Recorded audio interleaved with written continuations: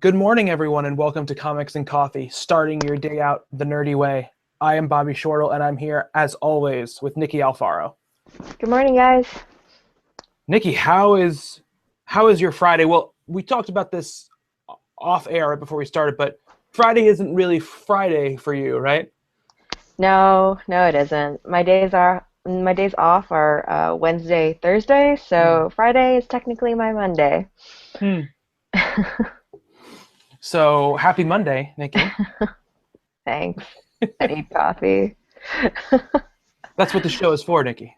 It's for having coffee and talking about comic books. I know. It's just my shop is like connected to a cafe, so I usually just have caffeine like right before I stop or start my shift and all Gotcha. throughout. Mhm. That makes sense. I don't think I'd be able to form words anymore without having a cup of coffee in the morning. I'm And I gonna do never my thought best. I never thought I'd become one of those people. And it makes me feel older and older when I say stuff like that. Uh, but it's true. I mean, I felt especially old the other day because I was at Target and I got really excited because they now have a self checkout line. That made me really genuinely excited because I would have to wait on their horrible lines or be asked for the 16,000th time, do I want to sign up for a Target credit card? So I was excited about that. So that's my life, Nikki. So something to look forward to as you get older. Um, have you read any comics yet this week? I have. Do I remember what they are? I actually read quite a lot. Tuesday night is usually when I get my comics because I work at the closing shift. Um, so I grab my comics and then on the subway ride home, I try to read some of them. So I've read Sensation Comics number 12, Marvel Zombies 2, Future Imperfect 3, How are Dear Marvel Robin. Zombies? How are Marvel Zombies and Future Imperfect? I I really enjoyed them. I wasn't expecting to like Future Imperfect because it was Greg Land, but like it his art's actually okay in throughout that mini series. And I like the characters. I like what they're doing with the thing and I love Ruby Summers and um Layla Miller, who's Hmm. from X Factor. So, uh, and I've been on an X-Men kick, so it's just fueling that. Yeah, the Greg Land thing. That was my exactly the same feeling I had. But his art in this feels like art to me, not Yeah, it the doesn't feel like usual. tracing Hmm. as much. I was Yeah. I was looking at it for a little bit. I'm like, this is not bothering me. What? I'm hoping that if the X-Men title he's doing the art for is like this, then I wouldn't mind it as much. Um, So yeah, there's that. And Marvel Zombies number two continues to be pretty great. Um, I know you're a big fan of Next Wave, Yeah. so so Elsa Bloodstone, she kicks all kinds of ass. Hmm. Yeah, that's was my biggest surprise about that series. Reading that first issue was, I always say this over and over again, but I'm not a previews guy. I don't like reading previews because I don't like being spoiled on stories that are coming, down the line or whatever. But so I picked up that book not really knowing what it was going to be, and the fact that it stars her and is about her just made it shoot to the top of my list. So this second issue, it continues. Is it the same level as the first? Yeah, yeah. Her interactions with that kid are hilarious, and you get to see a little bit more of like what she's gone through. And it's still as ridiculous kind of as in Next Wave, but it you kind of see more of the emotional toll. Like it's not as like parodied, I guess. Mhm. So Well, that's awesome then. Great. I'm excited to read that one. Um, what else was on your list? Oh, sorry. I know you talked about We Are Robin. That's kind of part of the basis for our show this week. We're going to be talking about the different Robins and picking our favorite based off of that and the announcement of Robin Eternal, which is going to be coming in the fall, kind of taking over where Batman Eternal, taking that kind of whole of a weekly book for DC. But what else other than We Are Robin did you read, Nikki? Um, Sensation Comics number 12. If you're a big fan of Poison Ivy, pick that up because she is the main guest in the primary story because there's like a primary short story and then like a shorter short story in towards the end. But yeah, the Poison Ivy story is really great. Um, she appears on Paradise Island and because Gaia told her to come here and they have to team up against a Titan and it's pretty awesome. Awesome. How have you been enjoying that series overall, Nikki? Sensation Comics, it's I've really enjoyed the whole like you don't really have to get or read anything else to get it because they're just self-contained short stories. Um, and for the most part, they've been pretty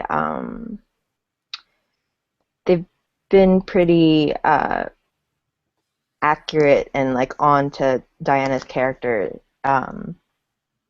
more so than the New 52 Mm-hmm. version of her. Although I have been reading the most recent arc of Wonder Woman. The Finches are really improving, and it's been a lot better than when they first took over. That's good to hear. I always want the character to be written well. Oh, Nikki, did you see Ant-Man? Yes, we talked about it last week. Oh, that's right. I forgot that we talked about it last week. More coffee is needed as we proceed. And I haven't had any coffee, mm, Bobby. yeah, my brain is atrophied. Uh, yeah, I haven't gotten my books yet this week, but I did start rewatching Lost with my wife, which I'm very excited about. We watched like 4 or 5 episodes yesterday. It's quite a task. It is, but it's a task I'm very excited about because it is my favorite show of all time. So I'm excited to rewatch it, and I haven't watched the first season in a very long time, so it's been cool going back and watching that. And I'm sure that will remain an addiction. The thing is, like though, we'll have days where we just sit there and watch all day, so we'll end up watching, 17 episodes in a day or something, and so you get through almost a season in a day. So it won't even take us that long to go through all 6 seasons of that show. But yeah, I'm excited about it. Especially there's no new shows on right now, so or ones that I'm watching that are new, I should say. So I need something to fill that gap. Yeah. I've been tempted to rewatch Person of Interest because my friend like went through all 4 seasons within like a 2 week span of time, and she was live tweeting it, and I really love that show. I don't know if you've ever watched it, but it's a great almost superhero show, I guess. It's more of a vigilante kind of thing. Yeah, I watched the first couple of episodes. The reason I kind of tuned out of it was it seemed like a procedural, and although in like a genre that I liked, but with actors that I liked because it has Michael Emerson from Lost in it. But I don't really like procedural shows, shows that are kind of case of the week stuff, and I've heard that it gets less of that as it goes along, and it becomes more unified as far as story goes. But I just have trouble kind of doing shows that are case of the week type of things, I guess. Yeah, the first season is a focuses a lot more on the procedural aspect, but as the show goes on, it really focuses on the mythology of the machine and how and they introduce more characters that make it a lot more interesting. Um, but yeah, it's one of my favorite shows. It's one of the few shows that I can say where like where it started at and where it's at right now are like completely different things, and like it blows my mind every season. But yeah, um, Well, that's awesome. That's high praise then, I'd say. Cool, awesome. I might have to check that out. I have a long list of shows that I have not watched that I need to watch. I think True Detective is on top of that list. Um, but I haven't seen Breaking Bad. I have not seen the last two seasons of Mad Men. Um, I've never watched Hannibal. So there's a bunch of shows that I haven't watched that I feel like I should watch, but just have never gotten around to checking out. But we'll leave the TV talk behind. We're going to talk about some comics. So tell me about We Are Robin, and that we'll start talking about Robin in general as a character. So what did you think of We Are Robin? when I first heard of the concept, I was kind of like rolling my eyes at it and just like, this is kind of like, is DC pushing this whole diversity thing with this series? Um, but as I got to see like some of the previews and see the character designs, I got really into like I wanted to know who these characters were. Um, and when I started reading it, the whole premise kind of reminded me of the movement, where you have these group of kids trying to make the world a little bit better, or their world at least, like their little neighborhood. But it starts off with one teen. His name's Duke, and he's having a rough time because after Endgame, um, his parents are missing, and he's taking it out by like going out every night, trying to find his parents, beating up people, getting beat up on the way, and he gets noticed by this group and their mysterious leader, who I have my theories on who he is, um, and they try to recruit him. And like the focus is on him right now because obviously he's the fresh perspective, um, but I'm really excited to learn more about the other characters as well. Yeah, I mean, I read the first issue and I did really enjoy it, and I think that what I like about it is something you mentioned earlier, which is that it's about these people trying to make their neighborhood a better place. I like the containedness of the story. I think it's what's been so strong about um, Gotham Academy and also like the new Batgirl, which is that they they don't really deal with these kind of world-ending implications. You know, they're dealing with small scale stuff that is very high stakes for the people in the stories, and I think it's a great idea. And I like the idea too of kind of, you know, these people using this mantle of Robin as their touchstone, and it seems like they're doing it. The kids who are doing it for the right reasons. We don't know if the leader of their leader is doing it for the right reasons, because there might be something nefarious about that person. But I like that they're using that mantle and kind of we all can be the one that helps, if not Batman himself, but the Legend of Batman sort of help everyone and not just the people he can himself reach, which I think is cool. Yeah, towards the end of the first issue, that mysterious leader was talking about adding color to that world, and how Robin is that person to add like a little color and hope. And I really that's what really sold me on the series. Um, so yeah, it's We Are Robin. Check it out. Yeah, it's I know it's Lee Bermejo is the is the writer on it. Yeah, I've never read anything from him before, I don't He think. did a pretty cool graphic novel called Batman Noel a few years ago, Oh, yeah, yeah. I've heard about that one. and he also did the art on that one as well. I know he doesn't do the art on this book, um, and I'm looking up right now who the artist is because I don't want to not say their name while I'm talking about them. Um, of course, oh, Kyrie Randolph. That's right, Kyrie Randolph. So great art as well, and I like the style, and the style is it's very kind of fluid and fun, Hmm. but without being silly. You know, it has the ability to portray emotion and to be serious, but it's got a looseness to it that I really enjoy, and it sort of underscores kind of everything I love about the character of Robin. And when I was, it's funny because when I was probably a teenager, I had that prevailing thought, and it went for a while. It went probably until I was in my sometime in my 20s that I thought Robin was lame.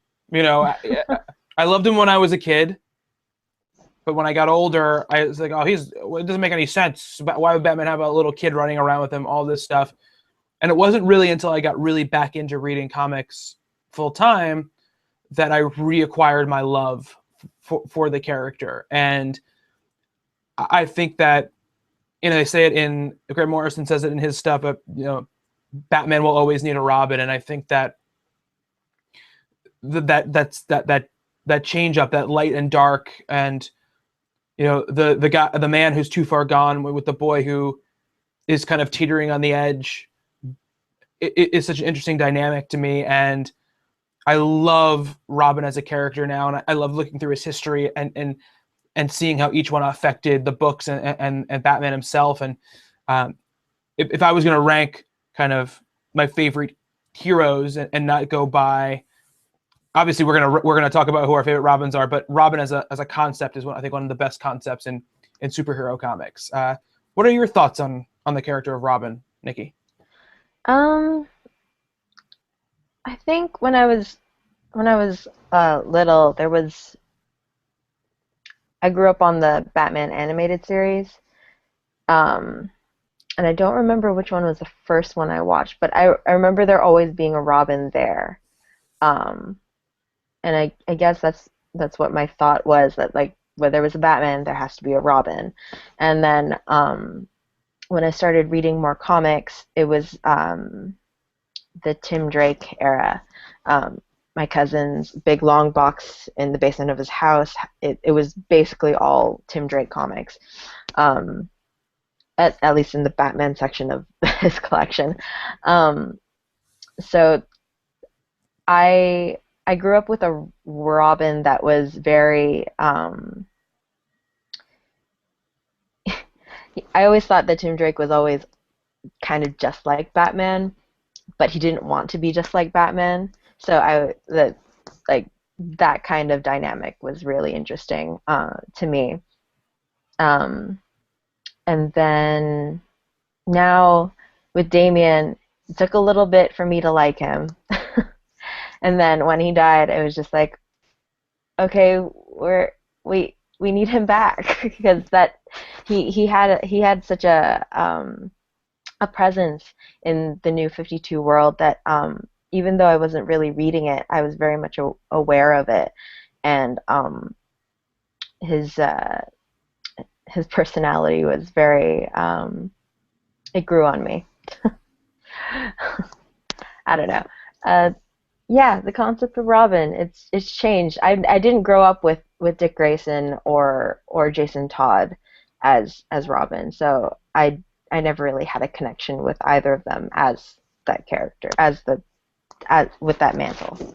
Yeah, I mean, I watched the old '60s Batman show, you know, when it was airing nonstop on repeats when I was a kid, and of course Dick is the Robin there, and then in the animated series they use both. They use Dick at the beginning, and then they transition to Tim at a certain point in the animated series.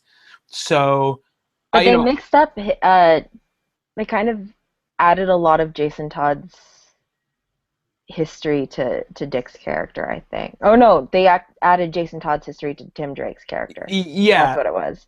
yes, Yeah.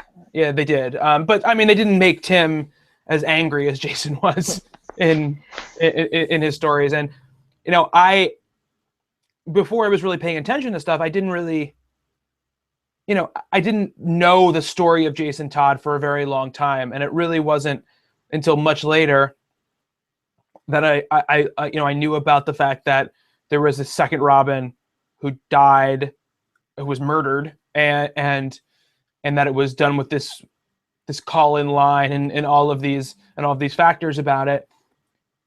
I very much Dick Grayson was the first Robin I knew. Tim Drake was definitely the Robin that I grew up with in a lot of ways. And I love what I do love about them is that they all sort of bring different different things to the character. You know, Hmm. my favorite thing about Grayson is that he is so fun and so lighthearted, and he is the opposite of Batman in a lot of ways, right? Opposite of Bruce, where his parents died, but instead of using it as it affecting him and making him darker, it kind of made him want to live more in a lot of ways, which I love that counterpoint with Batman. And then Jason is, this reclamation project, this troubled boy who Batman saves off of the streets, and needs to be needs to get his potential, and there's a lot of walls up. And obviously, I'm skipping Tim for right now. Damian being his son, there's sort of a natural progression there, and of course, the story with Damian is fantastic, and how he goes from being this murderous little shit to who he is now. It's such a wonderful arc in comics. But what I always loved about Tim, and why he was my favorite for so long, was that he wasn't chosen to be Robin. He decided he wanted to be Robin. And he decided, this guy's going around. He's obviously got pain. He's obviously got problems. He needs somebody with him. He needs somebody to be that balance for him. And I'm going to be that for him. And not only does he decide to be Robin, but he figures out, when apparently nobody else can, This kid does. this kid figures out that Bruce Wayne is Batman. But he doesn't really hold it over his head. He doesn't blackmail him with it, but he uses it to show him that I'm like you. I have the ability to be the detective that you are. And the fact that Tim is such a great detective underscores what I love about Batman, which is, that's my favorite part about Batman, is the detective aspect of him. And I love that about it. And of course, it's funny because in The Dark Knight Rises, right, they kind of play around with that idea, right? Because in a really stupid way, which is that Joseph Gordon-Levitt's character is like, I looked into your eyes and I knew you were Batman, which doesn't make any sense. But Tim doing what he did is just amazing to me, and I loved that.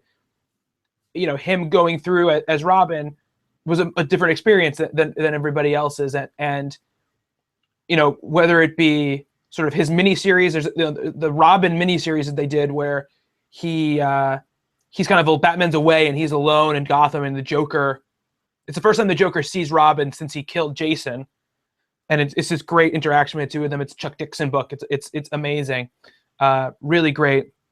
Whether it be a very controversial Identity Crisis, which has some really good Tim stuff in it as well, or the stuff when when Damian becomes part of the picture, and you get this sort of sibling rivalry and this abandonment stuff going on with Tim, because he kind of is not ready to not be Robin anymore. He kind of gets pushed out of being Robin, and I love all of those aspects of his character.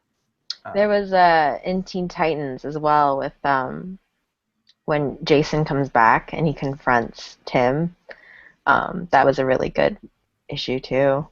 I love the Jeff Johns Teen Titans run, and that was like what, 2003? Yes, I mean, when Yeah. did he? It was before. he wasn't doing that when he was doing Green Lantern, right? I don't think so. He So left at some point. The Teen Titans run, like issue 30 something. It I might know have there's a been whole after the Crisis. okay. I know there's a whole Yeah. omnibus of Jeff Johns' Teen Titans, Yeah. and it's huge. So I know that that's a thing.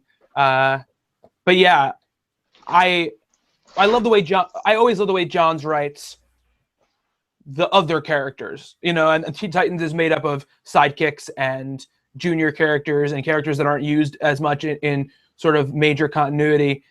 And I think that's always when Jeff Johns is at his best, when he's writing the sort of misfit characters. Hmm. I guess in a lot of ways. And I love the dynamics, like you were saying, between the Robins. Like I love that kind of Dick and Tim are really good friends, you know, and they sort of have a little brother big brother relationship between the two of them. And yeah, it's just a great thing with all of them. You know, the one obviously there are other Robins. Like Carrie Kelly is the Robin in the Dark Knight series, and she's great in those books. But we're more kind of talking about continuity Robins here. Obviously, Stephanie Brown is Robin for a short period of time. I have personally never read the books where she was Robin. Have you, Nikki?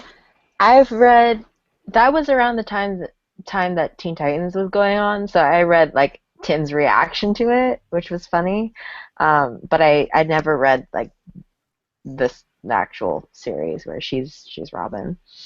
I mean, it's short lived. I think it's. I don't know how many issues it is. It's not a lot. And that was in a time where they were treating her character pretty poorly in general, with what happens to her right after that, which is her death, and then her coming back later. Yeah. So dealing with her aside, and mostly because I have no experience with her as the character, I never thought there was going to be someone I liked more than Tim. Um, but at this point, I can say with almost assuredness that Damian is my favorite Robin. I'll get into why, but I've been talking for a bit. What about you, Nikki? Is Tim still your favorite, or is there someone else? I I've been meaning to get into the Batman and Robin series, New 52, um, because I'm excited to see what so many people have have gone through, and because you have you're saying that Damien's your favorite character now, and to unseat Tim as your favorite Robin, like, okay, I really need to check this out now. Unfortunately, I haven't been able to, but um, we just got all five trade paperbacks in stock at the store, so I'll be able to catch up soon. Um, but Tim is my absolute favorite. He he's basically been Robin the entire time I was into Batman comics or in comics in general. So I got to see a lot of that growth from him, just starting out as Robin to him, kind of understanding that he may be the perfect candidate to be the next Batman, but he doesn't want to be. Um, and like and Superboy is one of my other favorite characters in DC, and I love their relationship as well. Their friendship was a very big part of Young Justice and Teen Titans and their own series as well. Um, but yeah, Tim is my absolute favorite. Yeah, and you saying kind of you want to read it because it changed my perspective. It didn't. Let's say this: it didn't make me like Tim any less. That I still love Tim, and he's still one of my favorite characters ever. But the thing about Damian, and it starts pre New 52 as well, because I feel like the Grant Morrison Batman and Robin stuff, the 3 volumes that he did of that book, um, where obviously Dick is Batman and Damian is Robin, I absolutely adore. I think that it's great because, and I believe we talked about this before on this show, but the whole point behind it for Morrison was that he wanted to flip the dynamic, where Robin was this brooding, serious, sort of angry character, and Batman was this happy-go-lucky, fun character. And I love that flip in the dynamic. And yeah, there were still times where, you know, Damian was a little shit, but he started growing there, and he started forming a bond with Dick. And then into the Batman Incorporated days, both pre-52 and in New 52, you know, you get some great stuff with him there up until the time where he passes away, which is obviously, you know, a great issue and a great series and a great moment.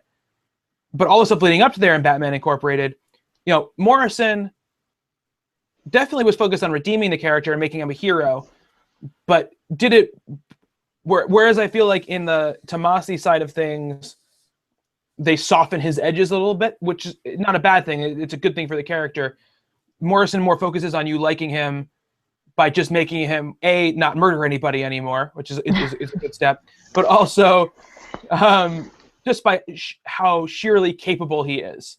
Because in Batman Inc., he's so capable, and you know, it's this thing where people continuously underestimate him, and he continuously proves them wrong, and it continually shows how smart he is, and you can get angry because he's not the kind of character who's like, Tim is brilliant, right? Tim is a detective, he's brilliant, but he's very humble about being brilliant. Damian is not humble about, yeah. Like, I know I'm brilliant. Yeah, Damian's like, he'll call you an idiot if you're not as brilliant as he is. So he's a hard person to like in that way, but it's almost impossible not to like because of how brilliant he is. And then in the Tomasi stuff, they do such a wonderful job of softening him a bit and making the relationship between father and son a very, very intrinsic aspect of the story, which I just absolutely love. And they redeem his character in a lot of ways without taking away. He's still, you know, snotty and arrogant, but they scale it back in a way that I think makes him eternally likable. And his arc is just, I think, what's made me love him so much, to the point where he's, you know, probably in my top 10 or top 5 characters in comics overall. So that's why he rests number 1 for me, with Tim a very close second. And then it's hard because Tim Drake hasn't had any real development like that since the New 52 started. So it's absolutely right. You're absolutely right. That's been my great sadness for the last couple of years, is that there's been nothing great with Tim in years.